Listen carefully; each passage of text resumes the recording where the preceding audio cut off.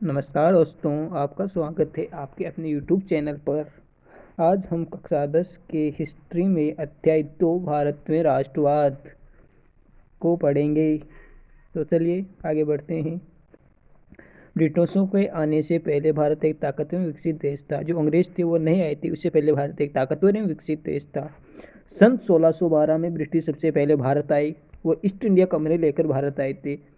फिर 1757 में एक युद्ध हुआ, प्लासी का युद्ध। इसमें क्या है कि बंगाल अंग्रेजों के बीच ये युद्ध हुआ। इसमें बंगाल का राजा जो था वह हार गया, अंग्रेज जीत गया और यहीं से भारत में ब्रिटिशों का अधीन होना शुरू हो गया। चलिए आप पढ़ते हैं पहले विश्व युद्ध के बारे में। पहला विश्व युद्ध, खिलाफत और सहयोग आंदोलन। पहला विश्व युद्ध सन 1914 में शुरू हुआ। उस समय भारत ब्रिटिशों का औपनिवेश था। औपनिवेश दोस्तों, औपनिवेश किसे कहते हैं? किसी देश का किसी देश पर अतिक्रमण होना। जैसे कि हमारे देश भारत पर क्या है कि अंग्रेजों का यानी कि ब्रिटेन का वो क्या अतिक्रमण था, इसीलिए भारत उनका औपनिवेश था। चलिए आगे देखते हैं। विश्व युद्ध के कारण ब्रिटिशों का रक्षा वे मतलब उनकी जो रक्षा के लिए जो पैसे थे बढ़ने लगा। इस खर्चे की भरपाई करने के लिए युद्ध के नाम पर कर्जे लिए गए, करों में वृद्धि की गई, सीमा शुल्क बढ़ा दिया गया एवं आयकर शुरू किया गया। युद्ध के दौरान कीमतें तेजी से बढ़ने लगी। जो युद्ध हुआ उसके बीच में चीज़ें तेजी से बढ़ने लगी। सन 1913 से 1918 के बीच कीमतें दो गुनी हो गई। जो चीज़ 50 रुपये की थी वो चीज़ 100 रुपये की हो गई। जो चीज़ 100 की थी वो 200 की हो गई। चलिए, जिसके कारण आम लोगों की मुश्किलें बढ़ गई। गाँव में लोगों को सेना में जबरन भर्ती किया गया, जिसके कारण ग्रामीण इलाकों में गुस्सा था। यार भाई, जब उनके लोगों को जबरदस्ती भर्ती करेंगे तो गुस्सा तो होना जाहिर सी बात है। सन 1918-19 या 1920-21 में देश के बहुत सारे हिस्सों में फसल खराब हो गई, जिसके कारण खाद्य पदार्थों में कमी आई। उसी समय फ्लू की महामारी फैली। फ्लू की महामारी, जिस प्रकार अभी हमारे जो कोरोना वायरस फैला था उसी प्रकार की एक महामारी थी फ्लू की महामारी, जो कि 20वीं शताब्दी में फैली थी। 1921 की जनगणना के अनुसार महामारी के कारण 120 से 130 लोग मारे गए। इसी से आप अंदाज़ा लगा सकते हैं कि फ्लू की जो महामारी थी वो कितनी भयानक थी, खतरनाक थी। लोगों को उम्मीद थी कि यह युद्ध खत्म होने के बाद उनकी मुश्किलें कम हो जाएगी, लेकिन ऐसा नहीं हुआ। लोगों ने उम्मीद की कि अगर यह युद्ध खत्म हो गया तो हमारी मुश्किलें कम हो जाएगी, फिर से जो कीमतें हैं वो घट जाएगी। चलिए देखिए, यहीं से इस कहानी में ट्विस्ट आया। इसके बाद आया सत्याग्रह का विचार। महात्मा गांधी जी बहुत बड़े राजनेता थे, भारत के लोकप्रिय राजनेताओं में से एक। महात्मा गांधी जी जनवरी 1915 में भारत लौटे। जिस दिन ये लौटे थे उस दिवस को भारतीय प्रवासी दिवस के रूप में मनाया जाता है। आपसे पूछा जा सकता है कि जो महात्मा गांधी जी तो भारत कब लौटे थे, तो इसका आंसर है 9 जनवरी 1915 को। चलिए, इससे पहले वह दक्षिण अफ्रीका में थे, जहां उन्होंने एक जन आंदोलन के रास्ते पर चलते हुए वहां की नस्लभेदी सरकार से लोहा लिया। इस पद्धति को वह सत्याग्रह कहते थे, यानी कि अहिंसा के द्वारा विरोध करना सत्याग्रह था उनकी नज़र में। अब देखिए सत्याग्रह का विचार क्या था? सत्याग्रह का विचार सत्य की शक्ति एवं सत्य की खोज पर जोर दिया जाता था। इसका अर्थ यह था कि अगर आपका उद्देश्य सच्चा है, आपका संघर्ष अन्याय के खिलाफ है, तो आपका मुकाबला करने के लिए किसी शारीरिक बल की आवश्यकता नहीं है। यानी कि अगर आप सत्य की खोज हो और सत्य की खोज पर जोर दिया जाता है। आपसे पूछा जा सकता है कि सत्याग्रह का विचार क्या है, संक्षेप में बताइए। तो आपको बताना है कि इसमें क्या है कि सत्य की शक्ति एवं सत्य की खोज पर जोर दिया जाता है। इसका अर्थ यह था कि अगर आपका उद्देश्य सच्चा है, आपका संघर्ष अन्याय के खिलाफ है, तो आपको मुकाबला करने के लिए किसी शारीरिक बल की आवश्यकता नहीं है। आप इस प्रकार से भी समझ सकते हैं, सत्याग्रह निष्क्रिय प्रतिरोध, मतलब कि बिना हिंसा के प्रतिरोध करना, अहिंसा के द्वारा प्रतिरोध करना ही सत्याग्रह कहलाता है। अब इसके बाद देखिए महात्मा गांधी जी भारत आए, उसके बाद उन्होंने क्या किया। भारत आने के बाद गांधी जी ने कई स्थानों पर सत्याग्रह आंदोलन चलाए। सर्वप्रथम 1916 में चंपारण सत्याग्रह बिहार, सर्वप्रथम वो बिहार गई, वहाँ पर चंपारण में उन्होंने सत्याग्रह चलाया। दमनकारी बागान व्यवस्था के खिलाफ किसानों का संघर्ष के लिए, दमनकारी जो बागान थे वो जो मजदूरों के साथ थे बहुत बुरा व्यवहार कर रहे थे, इसीलिए उन्होंने वहाँ पर उनकी सही स्थिति के लिए आंदोलन चलाया। इसके बाद जब इस आंदोलन का पता गुजरात वालों को चला तो महात्मा गांधी जी का गांव भी, शहर जो था, राज्य, वो भी क्या है कि गुजराती था। जब उनको पता चला तो इन्होंने कहा कि आप पहले अपने घर गांव के बारे में तो सोच नहीं रहे और अब आप वहाँ चले गए। फिर क्या है कि महात्मा गांधी जी 1917 में खेड़ा गुजरात में एक और आंदोलन किया। फसल खराब हो जाने के कारण, प्लेग की महामारी के कारण खेड़ा के किसान जो थे वो लगान चुकाने की हालत में नहीं थे। वे चाहते थे कि लगान में ढील दी जाए, परंतु वो जो अंग्रेज थे वो लगान में ढील नहीं दे रहे थे, इसी कारण इन्हें आंदोलन करना पड़ा। अब इसके बाद महात्मा गांधी जी ने 1918 में अहमदाबाद, ये भी क्या है गुजरात में स्थित है, गांधी जी ने सूत्री कपड़ा कारखानों में मजदूरों के बीच सत्याग्रह आंदोलन चलाया।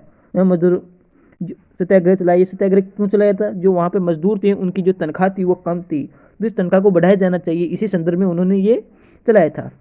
चलिए इसी के साथ आगे बढ़ते हैं।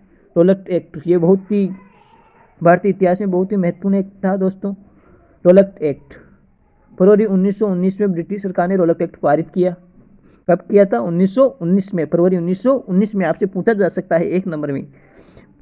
भारतीय सदस्यों के भारी विरोध के बावजूद इस कानून को इंपीरियल लेजिस्लेटिव काउंसिल ने बहुत जल्दबाजी में पारित कर दिया। जो अंग्रेजों की एक समिति थी इंपीरियल लेजिस्लेटिव काउंसिल, इसने क्या है कि इस जो ये एक्ट था इसे बहुत ही जल्दबाजी में पारित कर दिया। इससे भी जो भारतीय थे वो बहुत क्रोधित थे। अब देखिए रोलक एक्ट के बारे में विस्तृत से जानते हैं। इस कानून के जरिए सरकार को किसी भी राजनीतिक कैदी को 2 साल के बिना मुकदमा चलाएं 2 साल तक बिना मुकदमा चलाएं जेल में बंद रखने का अधिकार मिल गया था। यानी कि अगर कोई भी व्यक्ति है उसने कुछ किया ही नहीं फिर भी उसे जेल में बंद रखा जा सकता था।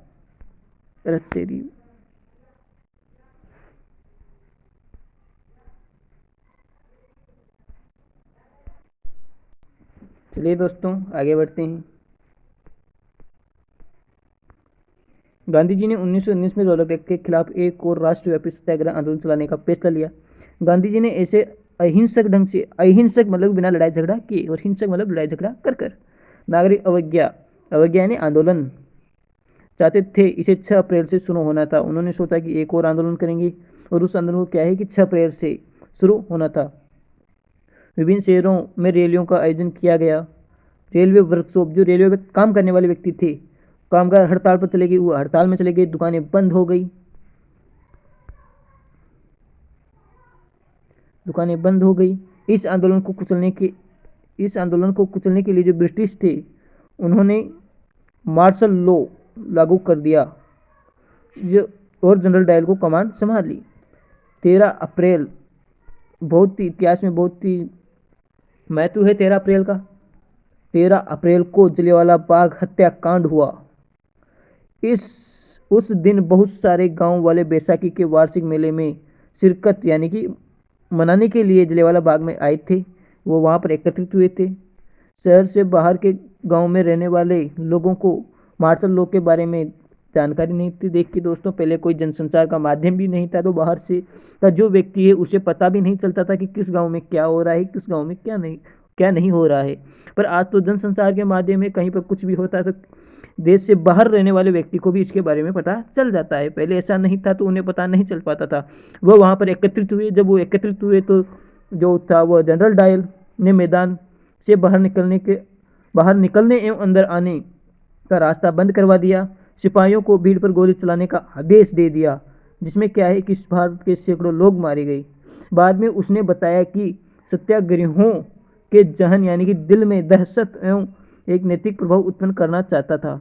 जैसे जैसे जलियांवाला बाग की खबर फैली, उत्तरी भारत में लोग सड़कों पर उतरने लगे। उन्होंने इसका जमकर विरोध किया। हड़तालें होने लगी, सरकारी इमारतों पर हमला होने लगा। सरकार ने इन कार्रवाइयों को निर्ममता यानी कि निर्दयता से कुचलने का रास्ता अपनाया। सत्याग्रहों को, जो सत्याग्रह के विचार को मानते थे, फॉलो करते थे, उनको जमीन पर नाक रगड़ने, सड़क पर पैर घसीट कर चलने सारे साहिब जो अंग्रेज साहब थे उनको सलाम मारने के लिए मजबूर किया गया। भले ही रौलट एक्ट बहुत बड़ा आंदोलन था, लेकिन अभी भी वह मुख्य रूप से शहरों एवं कस्बों तक ही सीमित था। महात्मा गांधी पूरे भारत में और भी ज़्यादा जनाधार वाला आंदोलन खड़ा करना चाहते थे। महात्मा गांधी चाहते थे कि अगर इससे ज़्यादा बड़ा आंदोलन खड़ा होगा तो हम ज़्यादा से ज़्यादा इसका विरोध कर पाएंगे, और खड़ा करना चाहते थे। लेकिन उनका मानना था कि हिंदू मुस्लिम एक दूसरे के नज़दीक आए बिना ऐसा कोई आंदोलन नहीं चलाया जा सकता। देखिए दोस्तों, पहले हमारे जो भारत है उसमें मुख्य धर्म हिंदू एवं मुस्लिम ही थे। अब जब तक ये दोनों एक नहीं होंगे तब तक अंग्रेजों को बाहर निकाल फेंकना आसान काम नहीं था। इसलिए महात्मा गांधी ने सोचा कि पहले तो हिंदू मुस्लिमों को एक साथ लाया जाए और फिर इन अंग्रेजों का विरोध किया जाए, तो हम आसानी से इन्हें हमारे देश भारत से बाहर निकाल फेंक सकते हैं। चलिए आगे बढ़ते हैं। उन्हें लगता था कि खिलाफत का मुद्दा उठाकर वे दोनों समुदायों को नज़दीक ला सकते हैं। खिलाफत का मुद्दा क्या है देखते हैं। खिलाफत का मुद्दा पहले विश्व युद्ध में ओटोमन तुर्की एक देश से उसकी हार हो चुकी थी एवं अफवाह पहले कि इस्लामिक विश्व के आध्यात्मिक ने खलीफा ओटोमन सम्राट पर बहुत सख्त शांति संधि थोपी है। जो इस्लामिक यानी कि मुसलमानों के जो गुरु थे उन्हें खलीफा कहा जाता है। जब तुर्की की हार हो गई तो उन पर बहुत सख्त शांति थोपी गई। तो खलीफा की तत्कालीन तो उस समय क्या है कि खलीफा की तत्कालीन शक्तियों की रक्षा के लिए मार्च 1919 में बम्बई में एक खिलाफत समिति बनाई गई। मोहम्मद अली एवं शौकत अली बहुत इंपॉर्टेंट नाम है।